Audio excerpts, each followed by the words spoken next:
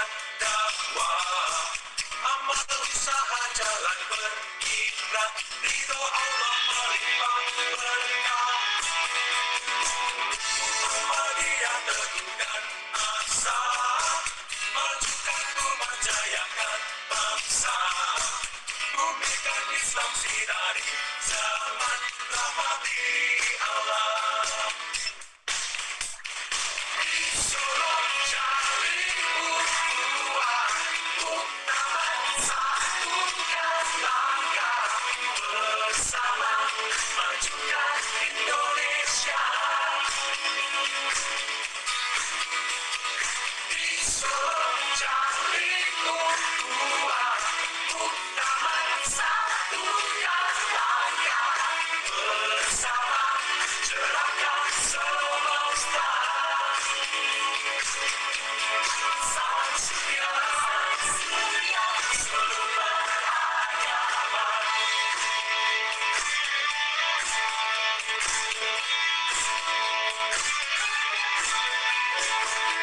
Asia gerak bersama, majukan umat jayakan bangsa, bumikan Islam sinari zaman rahmati Allah. Di Solo cari ukhuwah, muktamar satukan langkah, bersama majukan Indonesia. Di Solo cari ukhuwah, muktamar satukan langkah, bersama cerahkan semesta. Salam surya seluruh beragama.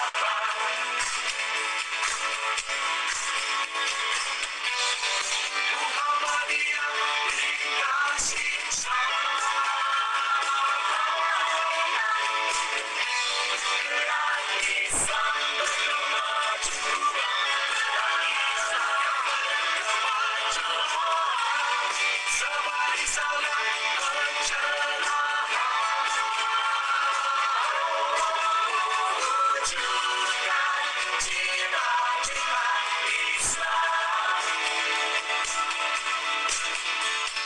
Di Solo cari ukhuwah, muktamar satukan langkah, bersama majukan Indonesia. Di Solo cari ukhuwah, muktamar satukan langkah, bersama cerahkan semesta. Salam surya seluruh beragama.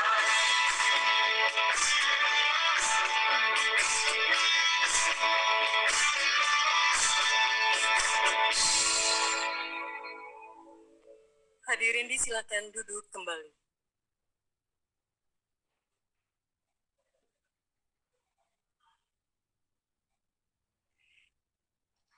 Selanjutnya marilah bersama-sama kita simak sambutan Rektor Universitas Muhammadiyah Jakarta kepada Bapak Dr. Ma'mun Murad MSI. Kami persilahkan.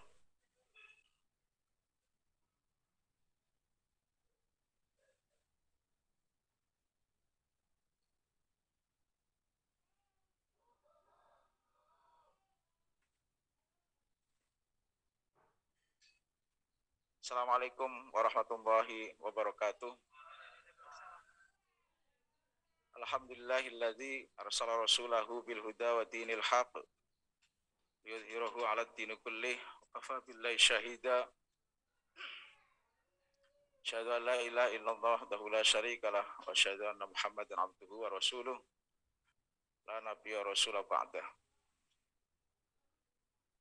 Yang terhormat Sekretaris Umum Pimpinan Pusat Muhammadiyah Profesor Dr. Abdul Mu'ti MID,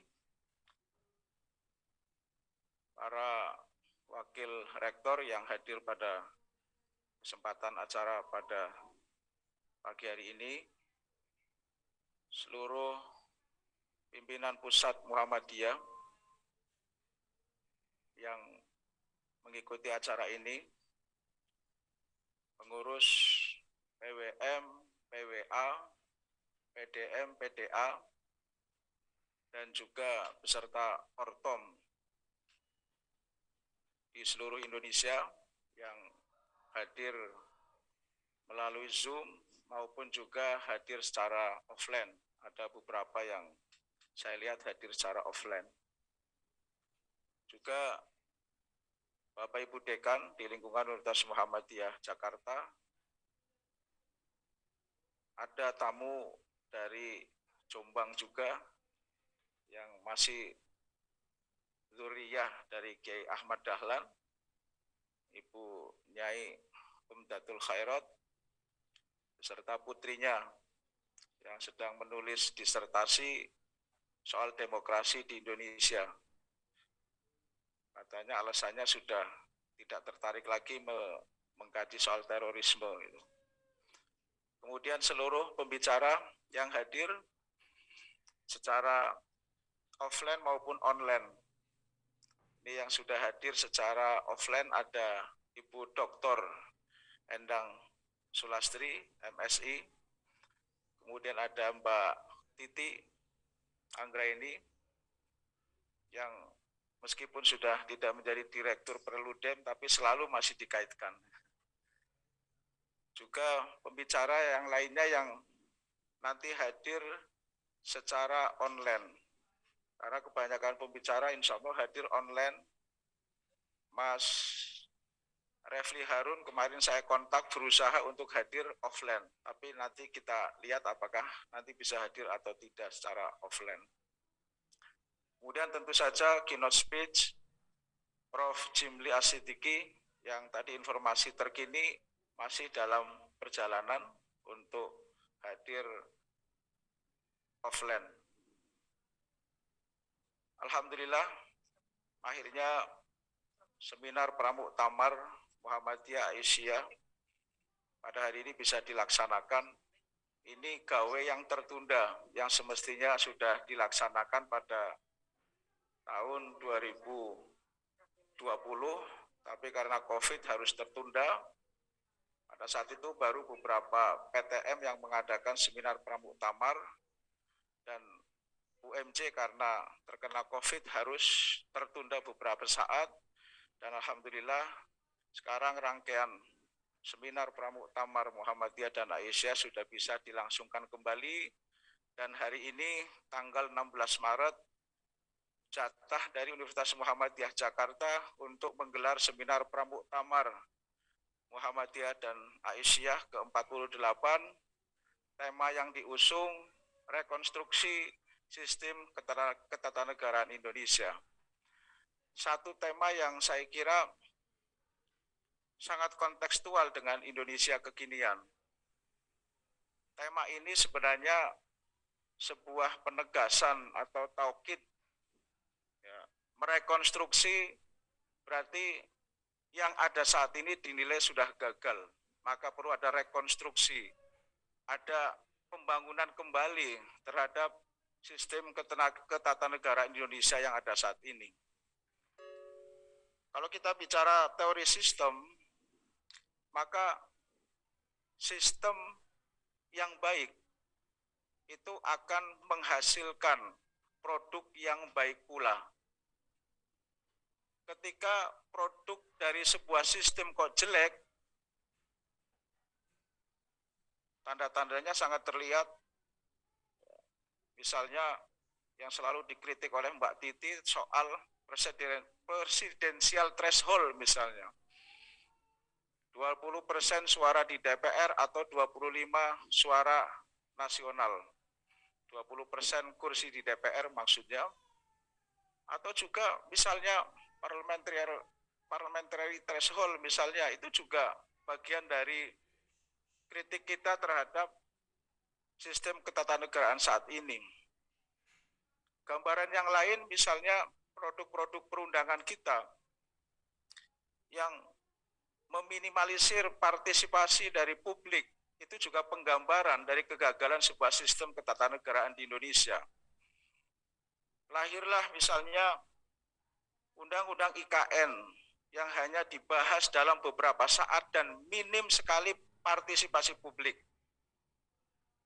Kemudian Undang-Undang Omnibus Law yang meskipun sudah banyak kritik dari masyarakat, tapi tetap saja disahkan oleh DPR RI. Kemudian Undang-Undang Minerba dan banyak lagi produk undang-undang kita yang sesungguhnya tidak sejalan dengan semangat Pancasila dan kepentingan masyarakat banyak, tapi kemudian bisa disahkan. Yang terakhir tentu isu terkait dengan perpanjangan masa jabatan presiden. Ini juga cermin dari buruknya sistem ketatanegaraan Indonesia saat ini. Kalau kita mau berkaca pada demokrasi, demokrasi mestinya kan harus sebangun dengan kepentingan-kepentingan nasional yang ada. Hal-hal yang sudah fundamental dalam konteks kehidupan bernegara itu tidak bisa diacak-acak sedemikian rupa. Soal isu perpanjangan masa jabatan presiden adalah hal fundamental karena secara tegas sudah diatur dalam konstitusi kita. Tapi kemudian mencoba juga untuk dilanggar dengan alasan demokrasi. Ini tentu pemahaman demokrasi yang saya nilai sebagai absurd. Dan ini pada siang hari ini diskusi terkait dengan rekonstruksi sistem ketatanegaraan akan kita lakukan. Cukup banyak pembicara yang saya kira pakar semua. Di antaranya tadi sudah saya sebut Mbak Titi, kemudian ada Prof. Syarif Hidayat, ada Mas Ridho Alhamdi dari UMY, kemudian ada Ibu Endang Sulastri, kemudian ada Rafli Harun, kemudian ada Mas Hajri nanti dari Libanon, kemudian ada dosen dari UNED Jember. Ini seluruh pembicara yang nanti akan mengupas tuntas terkait dengan rekonstruksi sistem ketatanegaraan Indonesia. Dan tentu nanti akan diawali oleh, nah ini sudah datang, akan diawali dengan keynote speech oleh Prof. Jimli As-Siddiqi. Selamat datang Prof. Jimli, yang saat ini menjabat sebagai anggota DPD RI periode 2019-2024. Berharap dari seminar ini nanti akan banyak masukan-masukan untuk tawaran melakukan rekonstruksi sistem ketatanegaraan Indonesia. Dan ending dari seminar ini, sebagaimana saran dari Sekretaris Umum PP Muhammadiyah, nanti seluruh rangkaian seminar pramuktamar itu harus menjadi buku. Dan ini nanti akan menjadi kado pada saat pelaksanaan muktamar Muhammadiyah dan Aisyah yang akan berlangsung tanggal 18 sampai tanggal 20 November 2022. Demikian yang bisa kami sampaikan. Mohon maaf kalau dalam pelaksanaan acara ini ada hal-hal yang tidak berkenan, tidak pas, tidak sempurna. Semuanya kita anggap sebagai bagian dari kelemahan manusia, al-insan ma'ulul khata'. Terima kasih.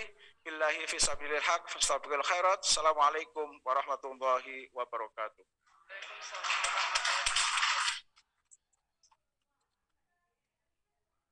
Terima kasih atas sambutannya. Kami ucapkan selamat datang pada Profesor Dr. Jimli As-Siddiqi, Ketua Mahkamah Konstitusi RI 2003-2008 dan anggota DPD RI 2019-2024. Sambutan berikutnya oleh Sekretaris Umum Pimpinan Pusat Muhammadiyah sekaligus membuka acara kepada Bapak Profesor Dr. Abdul Muti MED, kami persilahkan.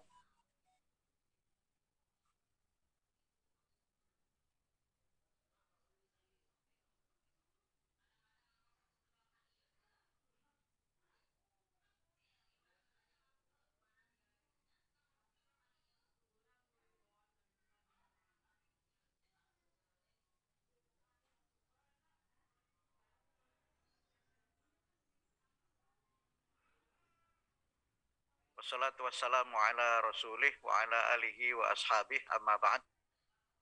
Yang terhormat Rektor Universitas Muhammadiyah Jakarta, Dr. Makmun Murad, MSI. Yang terhormat Profesor Jimli As-Siddiqi, anggota DPD RI, dan juga sahabat serta senior saya, nanti akan menjadi keynote speaker pada acara seminar Pramuktamar ini. Bapak-bapak dan ibu-ibu pimpinan di lingkungan Universitas Muhammadiyah Jakarta, saya lihat hadir lengkap 4 wakil rektor dan seluruh dekan, serta wakil dekan dan juga pimpinan lembaga. Para narasumber yang sebagian sudah hadir bersama kita di ruangan ini, ada Mbak Titi dan ada Bu Endang, dan juga para narasumber yang nanti akan menyampaikan paparannya secara online. Ada sahabat saya Profesor Syarif Hidayat dari BRIN, kemudian kader muda dan intelektual kita Rising Star Dr. Ridho Al-Hamidi dari Universitas Muhammadiyah Yogyakarta. Kemudian nanti di sesi siang ada Dr. Refli Harun, kemudian senior saya dan juga sejawat saya di PP Muhammadiyah, Pak Jrianto Yasin Tohari, Duta Besar Indonesia untuk Libanon, dan juga sahabat saya Dr. Himawan Bayu Patriadi dari Universitas Jember, serta seluruh peserta seminar yang mengikuti melalui YouTube maupun mengikuti lewat Zoom, maupun yang juga mengikuti lewat TV-mu. Pertama, marilah kita bersyukur atas nikmat Allah yang terlimpahkan kepada kita, sehingga alhamdulillah pada pagi yang sangat indah dan cerah ini kita dapat bersama-sama bersilaturahim dan insya Allah nanti juga silatul fikri dalam rangkaian seminar Pramuktamar ke-48 Muhammadiyah dan Aisyah. Kami menyelenggarakan seminar ini sebagai bagian dari upaya untuk bagaimana kami mendapatkan masukan-masukan dan juga gagasan-gagasan besar dalam rangka penyusunan program Muktamar Muhammadiyah dan Aisyah, serta juga dalam rangka kepentingan yang lebih luas, yaitu memberikan sumbangan pemikiran dalam konteks kehidupan, keumatan, kebangsaan, dan kemanusiaan universal. Kalau saya hitung dari penyelenggaraannya, memang sudah ada 12 seminar yang diselenggarakan sebelum COVID. Dan terakhir adalah penyelenggaraan di UHAMKA dan di Universitas Muhammadiyah Sumatera Utara. Dan penyelenggaraan di UMJ ini merupakan bagian dari 3 yang awal setelah kita memutuskan untuk menyelenggarakan kembali seminar Pramuktamar yang memang tadi disampaikan Pak Rektor sempat tertunda selama 2 tahun. Sempat Pak Rektor menyampaikan ke saya karena jadwalnya seharusnya besok. Jadi seminar kita itu aslinya seminar Kemisan, yaitu seminar setiap hari Kamis. Dan kami merencanakan itu mudah-mudahan agak sedikit irit karena pesertanya puasa. Tetapi Pak Rektor awalnya mau minta supaya diselenggarakannya akhir bulan Maret. Akhir bulan Maret, saya kemudian menyampaikan ke Pak Rektor, kalau akhir bulan Maret momentumnya hilang, saya bilang begitu. Momentumnya hilang. Nah, di situ bedanya Pak Rektor dengan saya.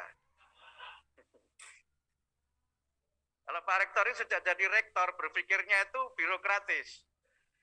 Nah, saya karena nggak pernah jadi pejabat, jadi berpikirnya itu kreatif. Gitu. Kenapa saya mengatakan momentumnya terlambat? Karena tema ini memang aktualnya sekarang. Karena isu-isu yang tadi sudah disampaikan oleh Pak Rektor itu, kalau ditunda sampai akhir Maret, konsentrasinya orang itu sudah puasa saja. Berita-berita di media itu sudah berita bahwa Ramadan ini akan beda Muhammadiyah dengan pemerintah. Beritanya itu. Tapi kalau sekarang itu berita itu nggak jadi isu. Karena itu maka dengan pertimbangan itu saya akhirnya bisa meyakinkan Pak Rektor untuk diselenggarakan 1 hari lebih maju, dan di sini saya kira fastabiqul khairatnya itu saya kira masih menjadi bagian dari karakter leadershipnya Pak Dr. Makmun Murad ini. Saat ini juga salah satu intelektual yang banyak dikutip di media. Jadi akhir-akhir ini Pak Makmun itu dikutip lebih banyak daripada Sekkum PP Muhammadiyah. Saya nggak tahu kalau rektor dikutip itu ada hubungannya dengan akreditasi enggak. Tapi tema ini memang menunjukkan betapa Muhammadiyah berkomitmen terhadap keindonesiaan. Saya kira Prof. Jimli masih ingat ketika kita tahun 2015 sebelum Muktamar Muhammadiyah di Makassar, 2011 sampai 2015 itu Muhammadiyah sangat concern dengan masalah-masalah kebangsaan. Ada beberapa dokumen resmi Muhammadiyah terkait dengan masalah keumatan kebangsaan itu yang memang kami rumuskan sebagai bagian dari sumbangan pemikiran Muhammadiyah untuk Indonesia yang lebih berkemajuan. Saya masih ingat bagaimana Muhammadiyah merumuskan revitalisasi visi dan karakter bangsa yang merupakan keputusan Tanwir di Lampung. Kemudian kita berbicara yang menurut saya sangat fundamental adalah sidang Tanwir di Samarinda, di mana Muhammadiyah merumuskan rancang bangun Indonesia yang berkemajuan. Yang memang Muhammadiyah melihat ada beberapa gejala terkait dengan ketatanegaraan Indonesia ini. Ada gejala distorsi, ada gejala deviasi, dan yang sangat terlihat adalah stagnasi.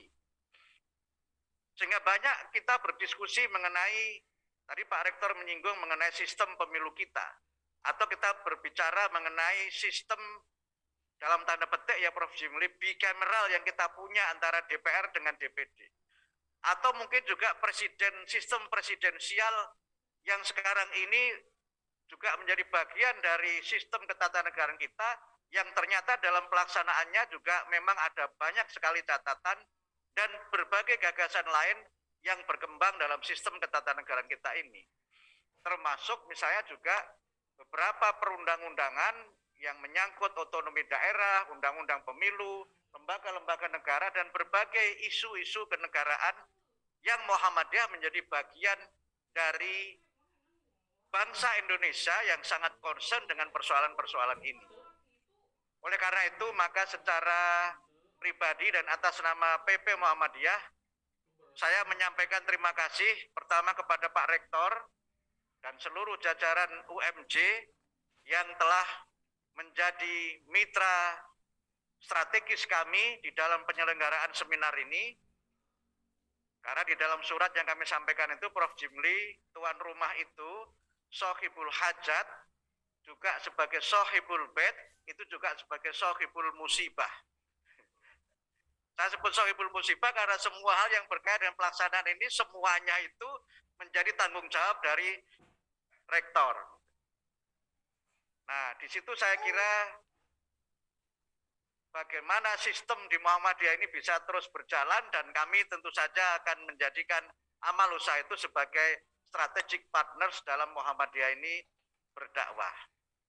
Yang kedua, kami menyampaikan terima kasih kepada seluruh narasumber yang kalau kita lihat nama-nama di sini semuanya itu high level scholars, gitu. Para sarjana yang saya kira keilmuannya la syakka wala roiba. Tidak ada keraguan, tidak ada kebimbangan. Insya Allah nanti akan memberikan pikiran-pikiran cerdasnya Dan kemudian yang ketiga tentu kami menyampaikan kepada panitia di tim SC untuk penyelenggaraan muktamar serta juga media partner kita yang telah menjadi bagian penting untuk sosialisasi kegiatan-kegiatan seminar pramuktamar. Terakhir, kami bercita-cita memang setiap penyelenggaraan seminar ini akan dibukukan menjadi satu buku. Sehingga di UMJ ini nanti satu buku. Sebelumnya sudah ada 2, di UAD juga nanti satu buku dan seterusnya. Kalau misalnya ini semuanya selesai pada waktunya, saya bercita-cita pramuktamar nanti akan ada launching minimal 48 buku kompilasi hasil seminar sesuai dengan muktamar kita ini. Dan tentu saja semua yang berurusan dengan penerbitan juga urusan masing-masing tuan rumah. Jadi nanti penerbitan di UMJ juga urusannya Pak Rektor. Nah, perkara mencari mitra dari mana, antum a'lamu bi umuri dunyakum. Inilah yang dapat kami sampaikan. Sekali lagi terima kasih. Mudah-mudahan seminar kita kali ini berjalan dengan lancar dan saya buka nggak Mbak ya? Buka kan? Buka, karena tadi tulisannya welcoming speech saja Prof. Jimli. Nggak apa-apa, jadi saya mewakili pimpinan pusat Muhammadiyah secara resmi membuka seminar Muhammadiyah dan Aisyah dengan membaca Bismillah. Bismillahirrahmanirrahim. Terima kasih. Ada kekurangan, kekhilafan, dan tutur kata yang tidak berkenan, saya mohon maaf yang sebesar-besarnya. Nasrum minallah, wa fathun qarib, wa basyiril mu'minin, wassalamualaikum warahmatullahi wabarakatuh. Waalaikumsalam warahmatullahi wabarakatuh. Terima kasih atas sambutannya, Profesor Dr. Abdul Muti, MED. Alhamdulillah memasuki agenda utama kita, yaitu sesi seminar Pramuktamar Muhammadiyah Aisyah ke-48 dengan tema Rekonstruksi Sistem Ketatanegaraan Indonesia. Sebelum itu, marilah kita simak bersama-sama keynote speech oleh Bapak Profesor Dr. Jimli As-Sidiki selaku Ketua Mahkamah Konstitusi RI 2003-2008 dan anggota DPD RI 2019-2024. Kepadanya kami persilahkan.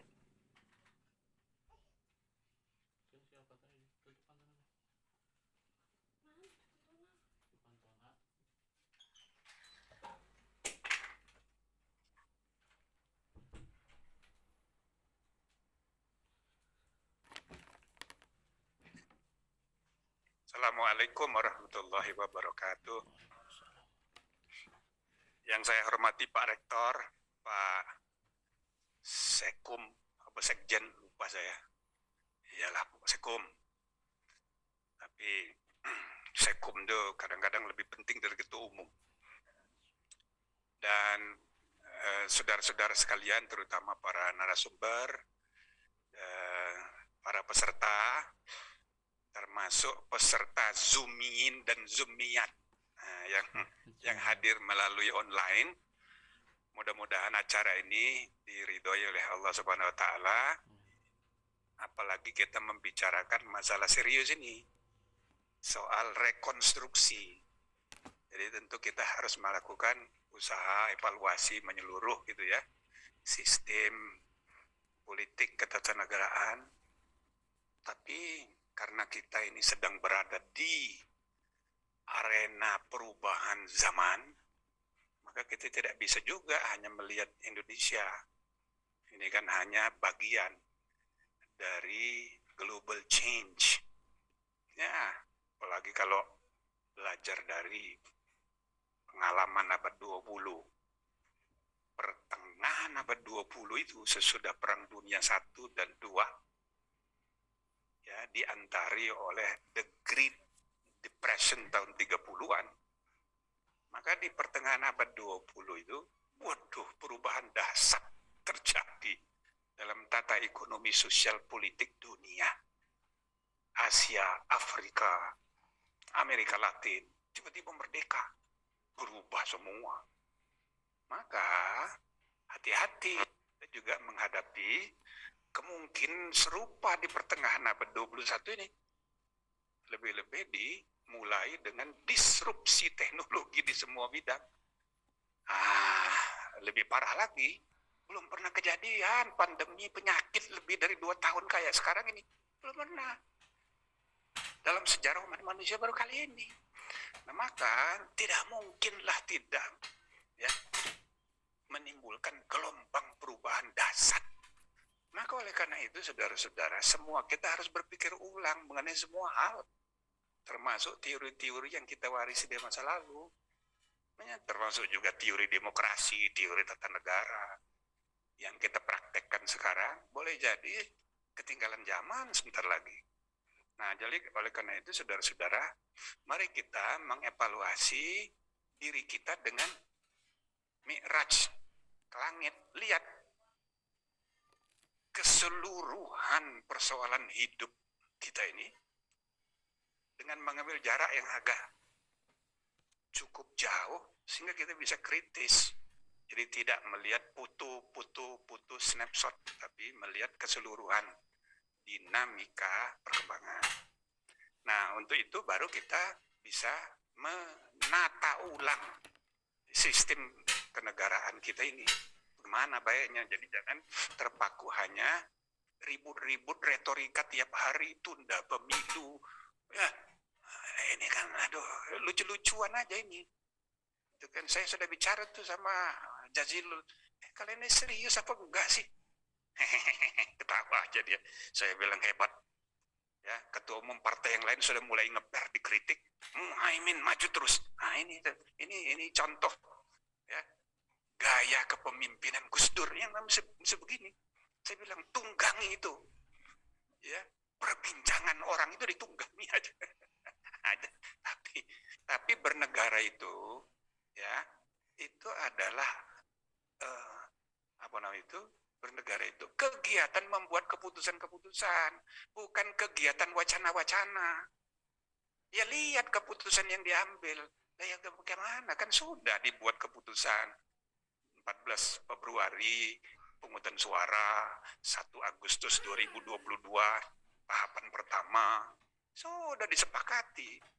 Nah, ya kan? Jadi ada 2 golongan yang berkegiatan. 1 kegiatan retorika, berkata-kata, 1 bertindak dan membuat keputusan. Di tengah pandemi begini, enak sekali membuat keputusan. Biarkan orang ribut, kita buat keputusan tiap hari. Yang berlaku itu keputusan. Jadi jangan terlena dengan retorika-retorika. Tapi itu adalah disrupsi yang diciptakan oleh kenyataan hidup sekarang. Nah, jadi saudara-saudara, mari kita ancaman terhadap demokrasi itu nyata di dunia sekarang ini. Ya, perpanjangan 3 periode itu bukan cuma isu di kita.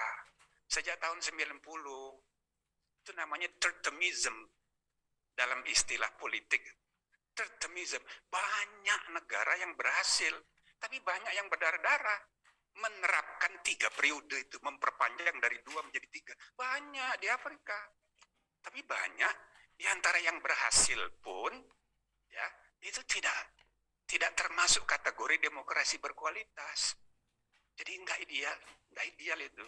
Tetapi dalam praktek bukan cuma tertemism, perpanjangan masa jabatan dengan pemilunya ada, tapi tidak ada pergantian kekuasaan. Itu praktek di seluruh dunia sekarang. Ini saya alami, saya jadi pemantau pemilu di Kamboja, pemantau pilpres Rusia. Jadi saya sebagai pemantau internasional diwawancara TV waktu di Kamboja, bagaimana pendapatnya mengenai kualitas pemilu. Saya ya kayak di Orde Baru dulu, saya puji-puji, kan kita orang asing. Cuma saya bilang, demokrasi is not just about election. Begitu saya nonton di TV, yang kalimat kedua itu nggak muat di TV, yang muji-muji saja. Waduh, ini kayak TPRI zaman Orde Baru, betul. Nah itu di Kamboja, pemilunya ada 5 tahun sekali, tapi tidak ada pergantian kekuasaan. Apa yang terjadi? Lucu. Kamboja itu sistem parlemen. Bedanya dengan sistem presiden, itu fixed term. Tapi lucunya dalam konstitusi Kamboja, untuk saudara ketahui, pemilu itu sudah ditentukan 5 tahun sekali. Setiap akhir bulan Juli ada pemilu. Sedangkan partai oposisi diberangus. Maka sistem pemerintahnya parlementer, pemilunya presidentil, dan terus dia jadi Perdana Menteri. Sejak 93, insya Allah sampai kiamat. Sampai dia meninggal, akan jadi Perdana Menteri terus. Demokrasi apa tanpa pergiliran kekuasaan? Sama Putin itu waktu pemilihan kemarin, dari 8 capres, dia dapat 76%. Populer sekali, apalagi sekarang. Saya rasa 90% kalau dipilih ulang sekarang. Populer sekali. Maka dia pun akan menjadi presiden seumur hidup. Nah, lebih resmi lagi Presiden Xi Jinping. Sudah diubah ketentuan pembatasan masa jabatan. Dia sudah mempermaklumkan dirinya presiden seumur hidup. Apa kita pernah mengalami? Pernah. Tahun 63. TAP MPR nomor 3 tahun 63. Presiden Soekarno ditetapkan menjadi presiden seumur hidup. Maka saudara, ini gejala umum. Gejala umum. Nah, inilah namanya regress. Regress in demokrasi. Ya, kemunduran demokrasi. Gejala umum. Nah, oleh karena itu saudara-saudara, kita tidak boleh taken for granted, ini soal serius. Nah, lebih-lebih China ini berhasil sekali menjadi kekuatan ekonomi dunia tanpa demokrasi. Maka diskusi-diskusi demokrasi di mana-mana mencemooh. Untuk apa sih demokrasi? China nggak pakai demokrasi, berhasil. Iya juga ya. Maka nggak penting lagi demokrasi. Kita dicekoki aja oleh cara berpikir barat. Ditambah lagi orang-orang yang yakin betul dengan hadis Nabi. Ya. Hadis soheh tentang khilafah, ya, minhajun nubuwah, maka demokrasi itu kafir. Nah, makin rusak ini cara berpikir kita gitu loh. Seolah-olah demokrasi itu datang dari luar kesadaran kaum muslimin. Kalau praktek republik, praktek demokrasi ya pertama di zaman Rasulullah, ya kan? Republik di zaman Rasulullah belum ada. Itu baru impian filsafat Plato. Dalam praktek enggak ada. Sparta, Athena, itu semuanya itu kerajaan. Tidak ada yang namanya respublika, itu baru teori. Baru ada itu di zaman Rasulullah. Nah, jadi saudara-saudara sekalian, saya ingin menggambarkan ya bagaimana kita melakukan rekonstruksi di tengah ancaman ide-ide demokrasi makin tidak populer sekarang, ya kan? Nah, sekarang kita menghadapi problem serius, ya, antara lain makin tercampur aduknya antar beberapa hal. Satu, bisnis dan politik. Ini soal serius.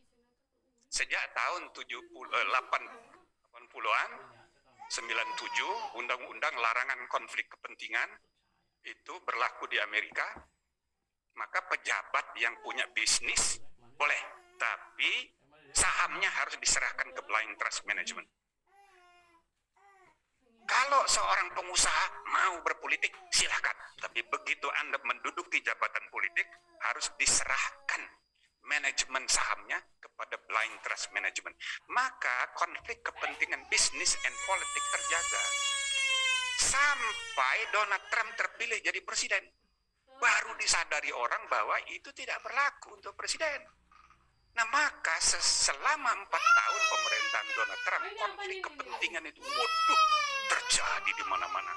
Anak mantu Donald Trump yang konglomerat besar dunia itu berkantor di White House. Maka pengaruhnya itu konflik kepentingan ini seluruh dunia, ya, termasuk di kita. Sekarang lebih dari 50% pejabat politik kita pengusaha. Real. Nah, ini satu kenyataan. Yang kedua, saudara-saudara, kita menghadapi tuntutan kebutuhan modernisasi politik ketatanegaraan itu memerlukan pelembagaan kegiatan bernegara, institusionalisasi dan konsolidasi politik. Itu harus untuk memisahkan mana urusan privat, mana urusan kantor, urusan dinas. Yang terjadi sekarang terbalik. Mana urusan privat, mana urusan dinas, campur aduk, apalagi di Twitter. Ini statement pejabat atau pribadi pejabat. Tiap hari semua orang bicara, menggunakan kebebasan, kadang-kadang bukan urusannya, dia omongin juga. Lalu ada orang lain lalu mengutipnya, jadi kacau. Ruang publik kita itu jadi kacau. Maka ini era yang saya namakan era deinstitusionalisasi politics. Oke, politik menuntut konsolidasi, politik menuntut pelembagaan kegiatan negara, yang terjadi kebalikan, deinstitusionalisasi. Maka ini makin menumbuh suburkan warisan budaya feodal. Ini persoalan yang ketiga. Jadi tanggal 1 Juli, saudara-saudara, tahun 45, di BPUPKI itu kira-kira jam 3, itu diadakan voting. Mau memilih republik apa kerajaan. Nah, di BPUPKI itu jarang mengadakan voting, itu jarang. Kenapa? Mereka selalu bermusyawarah. Kecuali kalau ada yang ngotot dan sudah tidak bisa lagi dimusyawarahkan. Disepakati dibikin voting. Nah, waktu di voting, oke, di voting. Siapa yang mau republik, siapa mau kerajaan. Gitu kan?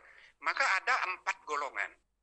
55 orang memilih waktu sudah di voting, memilih republik. Oke, 6 orang memilih kerajaan. 2 orang lain-lain, 1 abstain. 1-nya belangko karena dia tidak datang. Nah, pertanyaannya, kenapa ini komposisinya ini? Harus ada voting. Ya karena ngotot. Nah, kalau sudah ngotot, bisa lagi, ya udah voting.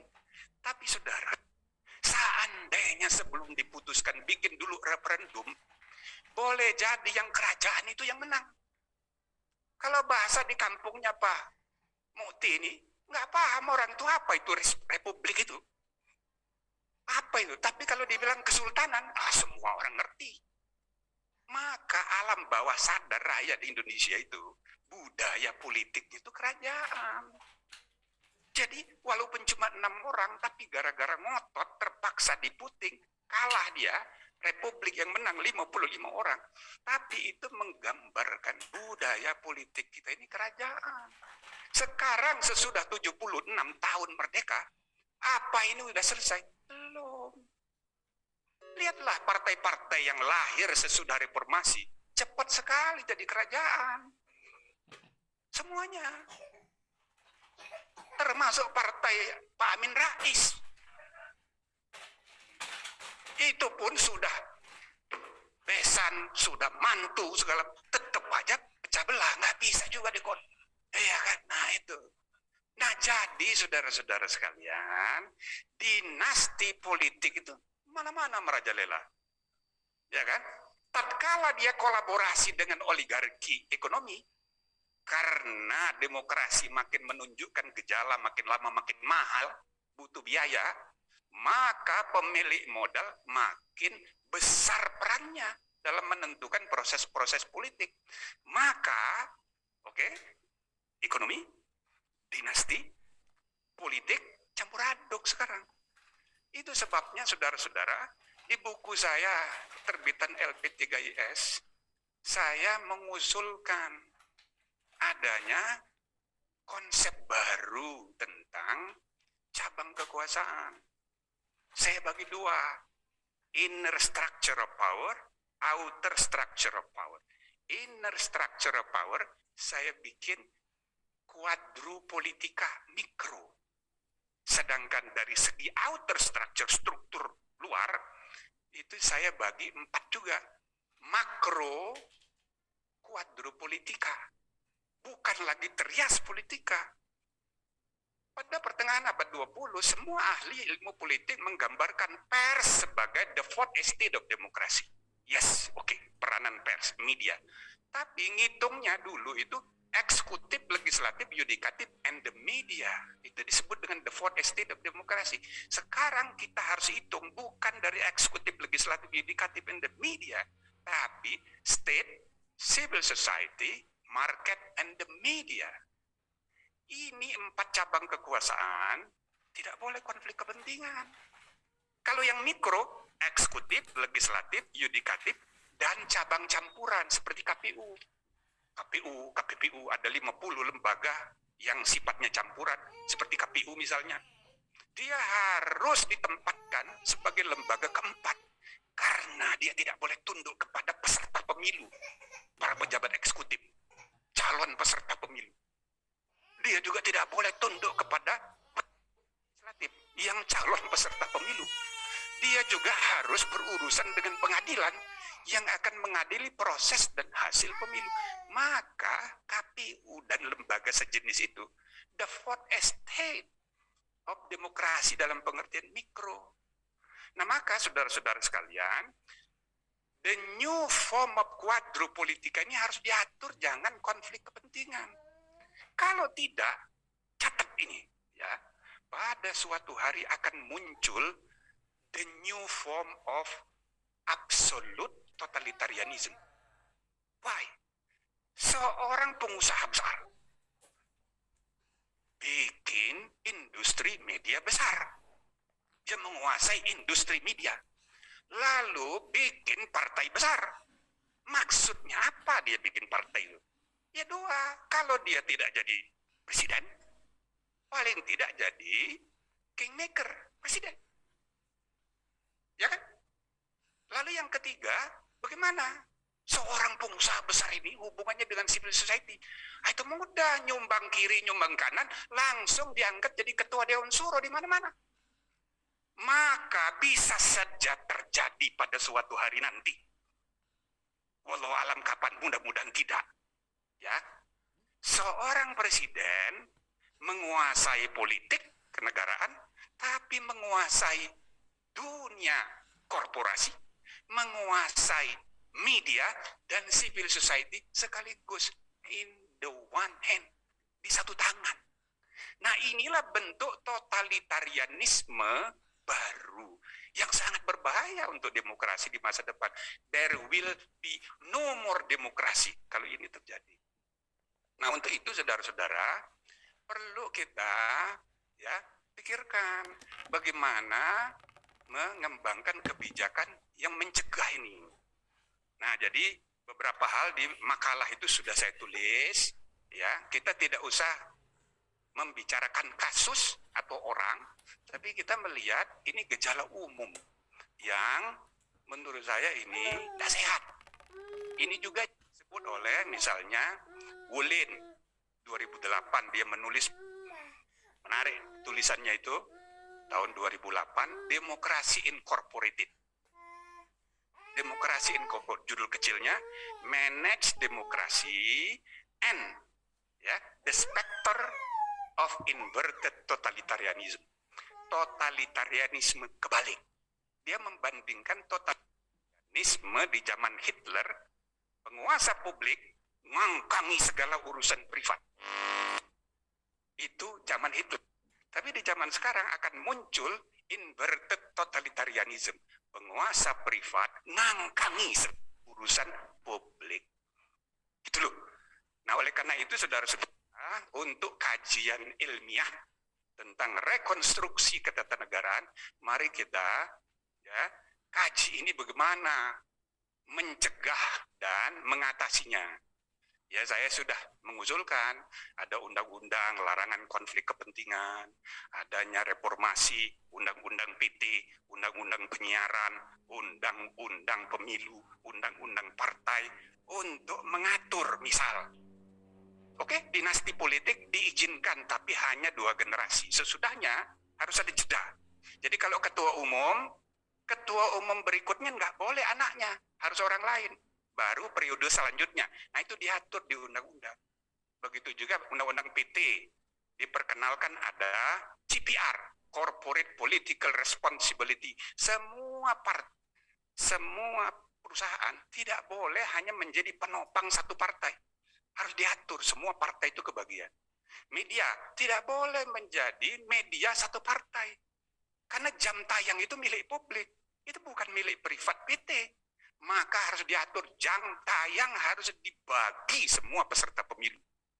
5 menit per hari. Tidak boleh misalnya Metro TV hanya dengan Nasdem, Golkar hanya dengan TV One misalnya, gitu. Ya, Perindo hanya dengan RCTI, itu harus dilarang. Nah, ini semua harus segera, tentu tidak mudah. Jadi, wacana publik harus dipengaruhi sehingga akal sehat menuntun orang untuk membuat public policy yang diarahkan rekonstruksi ini. Nah, yang terakhir, saudara-saudara, panjangan juga saya ini sektor diprotes. Bagaimanapun, ini sekarang sudah terjebak di dalam politik dan ekonomi pasar bebas. Apa boleh buat? Kenapa? Kurang jelas? Oh ya, sudah mau habis nih.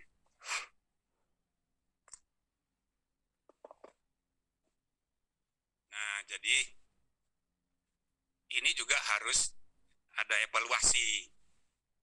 Jadi karena kita terjebak, sudah larut ini dalam politik dan ekonomi pasar bebas, maka peran negara dalam mengontrol, mengendalikan, membimbing pasar ini harus ada. Jadi leadership negara itu harus dibuat lebih efektif. Kalau tidak, ya kita nanti nggak teratur. Jadi karakter dari pasar bebas itu semua orang rebutan mengambil, rebutan menikmati, tapi tidak pernah memberi, hanya untuk dirinya sendiri, untuk kelompok dan golongannya sendiri. Jadi yang akan menentukan nanti ya yang punya uang, yang punya partai. Nah, di luar itu akal sehat itu lama-lama tersingkir. Nah, padahal kemajuan peradaban bangsa dalam jangka panjang membutuhkan the logic and the moral power. Nah, untuk itulah kita perlu ya memperkuat kedudukan dan peran nilai. Peran ya dari akal sehat, akal tulus, bukan akal fulus dan akal bulus. Begitu. Kalau sekarang ini akal sehat, akal tulus, realitasnya dikalahkan oleh akal fulus dan akal bulus. Begitu. Nah, jadi ini kita harus bagaimana membangun keseimbangan. Ini yang sedang terjadi di arena publik kita di Indonesia ini. Jadi kalau ini tidak segera kita atasi, bisa kebablasan kita ini. Jadi saya rasa ini saja sebagai pengantar ya, memberi bahan renungan bagi saudara-saudara sekalian. Nanti kalau jadi buku ini, paper ini bisa saya perbaiki ya, karena ini pointers isinya yang kurang lebih isinya mengidamkan, mengimpikan ada gerakan pelembagaan politik yang lebih modern di Indonesia ini. Ya, intinya makin tinggi makin besar suatu organisasi, ketergantungannya pada sistem makin tinggi. Makin tinggi. Makin kecil organisasi itu ketergantungan pada faktor figur makin kuat. Begitu juga makin modern suatu organisasi, ketergantungan pada sistem makin tinggi. Tapi kalau dia tradisional organisasinya, ketergantungan pada figur itu makin kuat.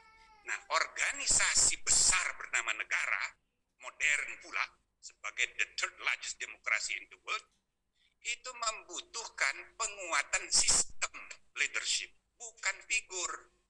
Figur itu datang dan pergi. Itu loh. Itulah prinsip negara hukum, the rule of law, not of man. Sama kayak dalam Islam. Allahumma arhamna bil Quran waja'alhu lana imaman. Quran itu imam. Nabi Muhammad bukan imam. Nabi Muhammad itu uswatun hasanah. Jadi dalam muamalat kepemimpinan sistem itu harus kita tonjolkan. Itulah prinsip modern negara hukum. Nah, karena itu saudara-saudara sekalian, pelembagaan politik di negara kita ini harus dimodernisasi. Nah, jadi sekarang ini masih tergantung orang, figur, karena budaya masih feodal, ya kan, semua ya ditambah lagi dengan upacara-upacara makin banyak, ini ritual-ritual, ya kan. Nah, jadi itu memberi pembenaran kebudayaan pada ya warisan-warisan budaya feodal itu tadi, yang itu tidak begitu cocok dengan kebutuhan kemajuan peradaban dalam jangka panjang. Terima kasih saudara-saudara, mudah-mudahan lebih kurangnya bisa dimaklumi. Billahi taufiq wal hidayah. Assalamualaikum warahmatullahi wabarakatuh.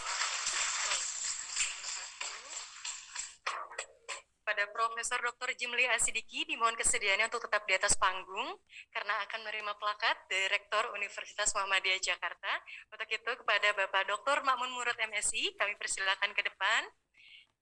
Dan kami juga mengundang kepada Profesor Dr. Abdul Muti MED untuk naik ke atas panggung untuk menerima plakat dari Ketua Panitia. Kepada Bapak Joni Gunanto MSI kami persilakan ke depan.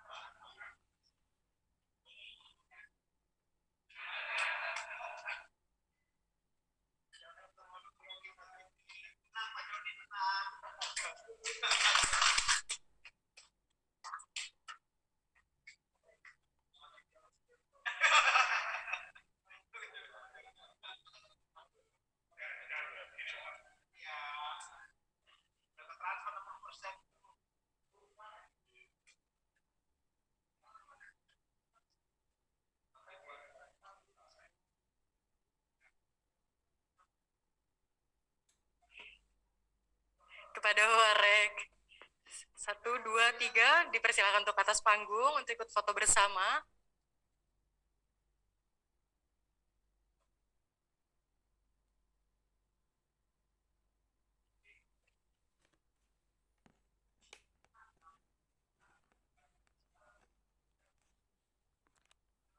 Para narasumber juga kami mengundang untuk naik atas panggung.